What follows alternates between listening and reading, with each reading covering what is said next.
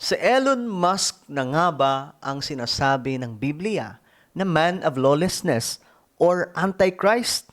Nagiging katanungan ito ngayon mga sangkay na maraming mga tao sa buong mundo, especially yung mga Kristiyano, dahil nga po sa napakalaking kayamanan nito mga sangkay at mga bagay na nire-reveal gamit ang technology na panliligaw sa maraming mga mananampalataya.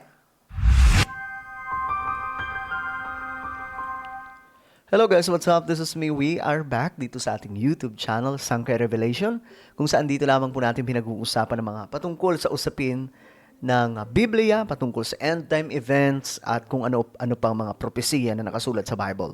And today nga po, pag-uusapan po natin ang identity nitong Antichrist. Sino nga ba itong Antikristo? Ito na nga ba si Elon Musk? Marami kasi ngayon mga sangkay nagre-raise ng question matapos po niya maabot sa kauna-unahang pagkakataon sa buong mundo nangyari ito na nagkaroon po ng trillionaire. Trilyonaryo na po si Elon Musk sa buong mundo mga sangkay. Pinakamayaman. First time na nangyari. At ngayon, mayroon po siyang isang revelasyon, no, na gumimbal sa lahat po ng maraming mga Kristiyano na nag-raise po ito ngayon ng katanungan kung ito na nga ba si Elon Musk ang sinasabing Antichrist. Pag-usapan po natin yan. Anyway, bago tayo magpatuloy, sa mga hindi pa po dyan nakakapag-subscribe, makikita nyo po yung subscribe button sa baba ng video na to. I-click nyo lamang po yung subscribe, i-click ang bell, at i-click nyo po yung all. Sa mga nanonood po sa Facebook, i-follow nyo po yung ating Facebook page. Again, maganda pag-usapan to, guys. Kasi ito yung isa sa revelasyon ni Elon Musk. What the heck is this? Elon Musk says brain chip implants could soon give humans godlike powers. Yep, it's verified. I mean, these are kind of Jesus level things, you know, like, let's say like when technologies are hitting like Jesus level miracles, you're like, that's pretty good. Made in the image of God or made in the image of AI. I've been trying to tell everyone, like literally I've been trying to say these are idols and it's biblical, and everyone's like, no, find peace in Christ and you'll be good. But I mean, buckle up because God is saying time is ticking. What the heck is so this? ayan po ang kanyang sinabi mga sangkayo. Elon Musk says brain chip implants could soon give humans godlike powers. Isa sa naalala ko dito mga sangkay, yung sinabi ng serpent kay Eva noon sa Garden of Eden, na kapag kinain nyo ito ni Adan, magiging kagaya kayo sa Diyos. Kumbaga itong ganitong klaseng deception mga sangkay, usually common na invitation ni Satan Lucifer sa lahat ng mga Kristiyano.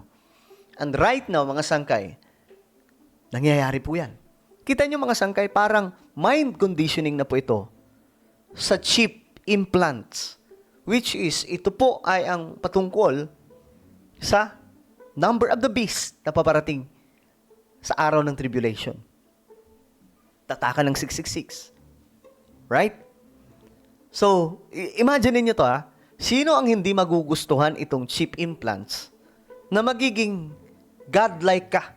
Hindi yung parang sasambahin ka, kundi magkakaroon ka ng kapangyarihan na kagaya daw ng Diyos. Imagine mga sangkay. Pinakamayamang tao ang nagsalita niyan. Ngayon, may mga nagsasabi, mukhang si Elon Musk na nga ang Antichrist kasi nagsasalita po siya ng ganyan. Pero, mga sangkay, I don't believe na si Elon Musk. Kasi ito po this is my opinion. I don't know your opinion, mga sangkay. Huwag lang tayo maging dogmatic. Okay lang, kanya-kanya naman pong opinion.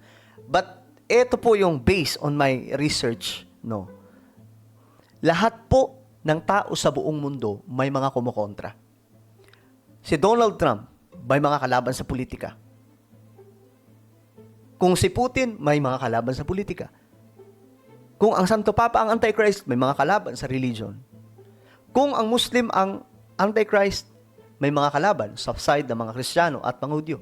Kung Hudyo naman ang Antikristo, may mga kalaban Islam. Kung si Elon Musk, marami siyang kalaban, mga negosyante. So lahat po ng tao ngayon sa buong mundo, na katulad po natin, mukhang hindi pasok sa level na kung ano ang mayroon si Antichrist. Kasi kung babasahin po natin ang Bible, matindi po ang identity ni Antichrist.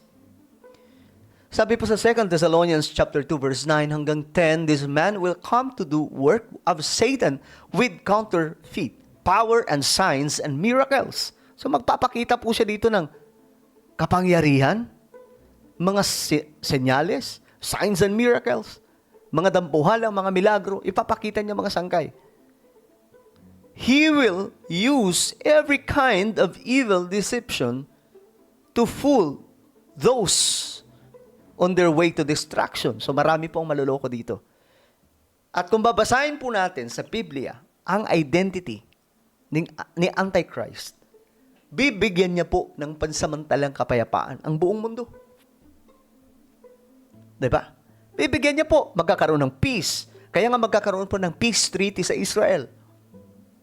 So sa madaling sabi, paniniwalaan siya ng lahat ng mga leaders.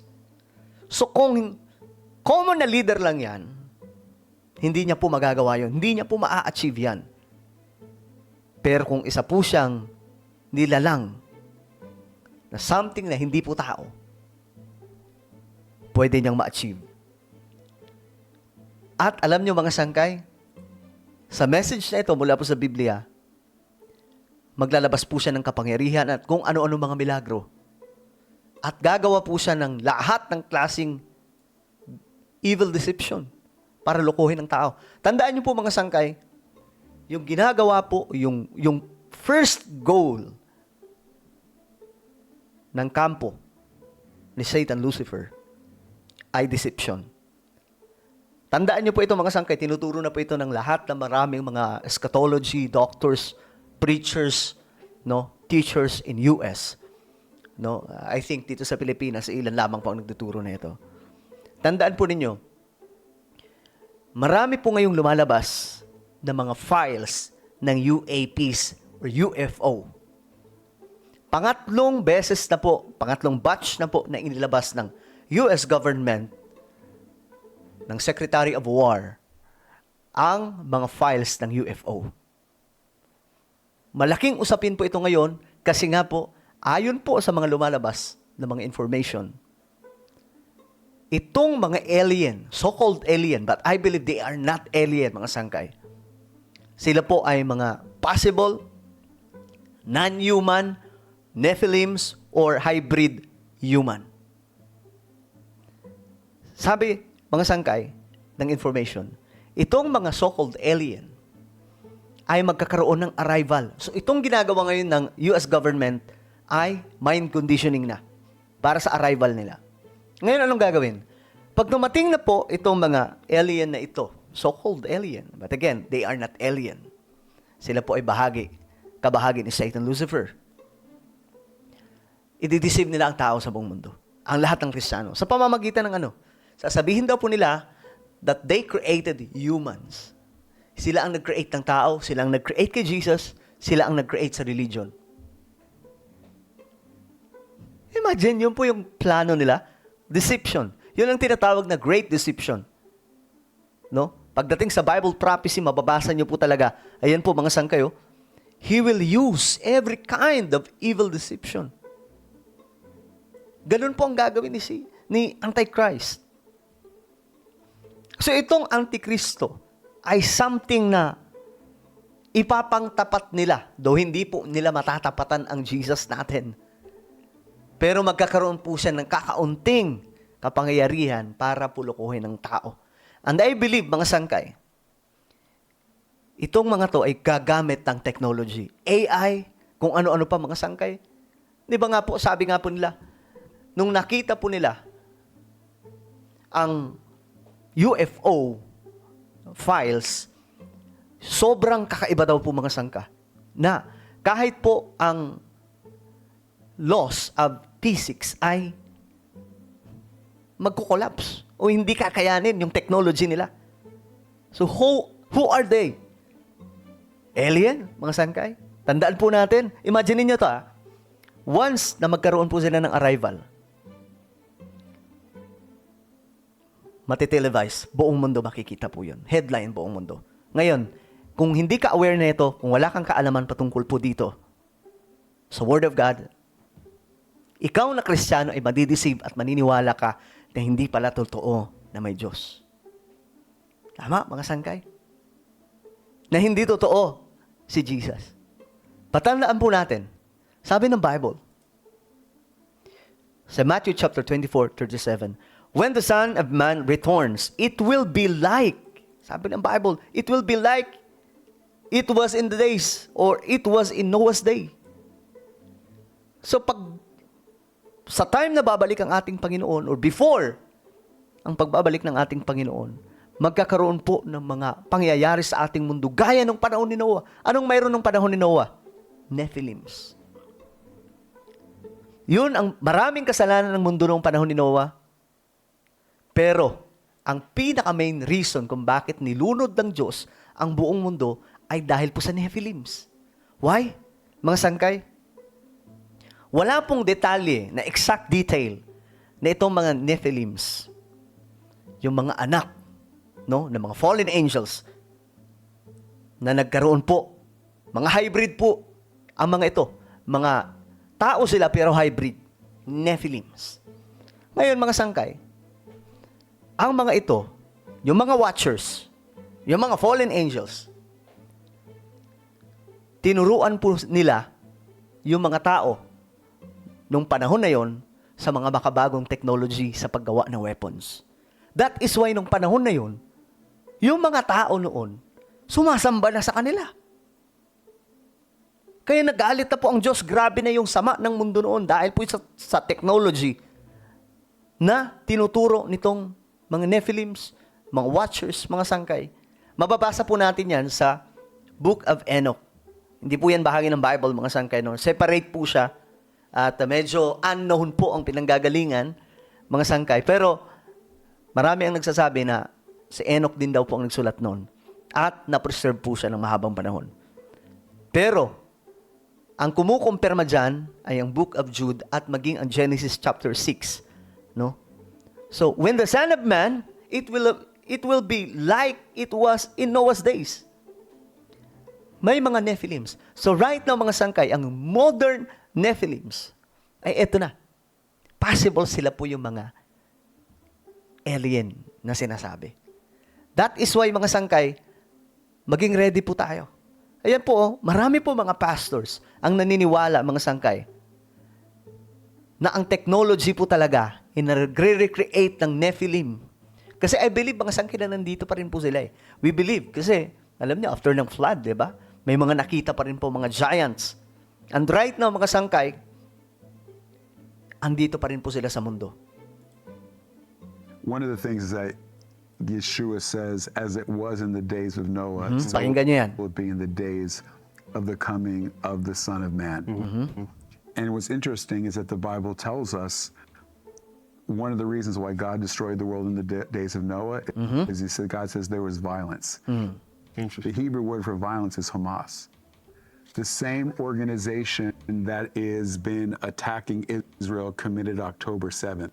Okay. So, ayan mga sangkay, no?